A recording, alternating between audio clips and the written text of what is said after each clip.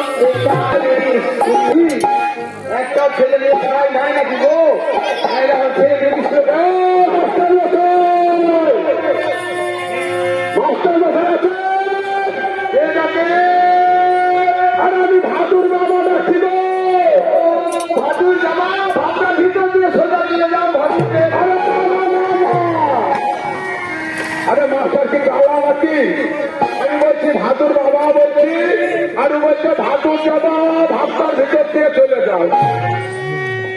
আরে তা না তো, আমি ভাদুর বাবা বলছি গো, ভাদুর বাবা আমি তো জানাতে শেষ করছি।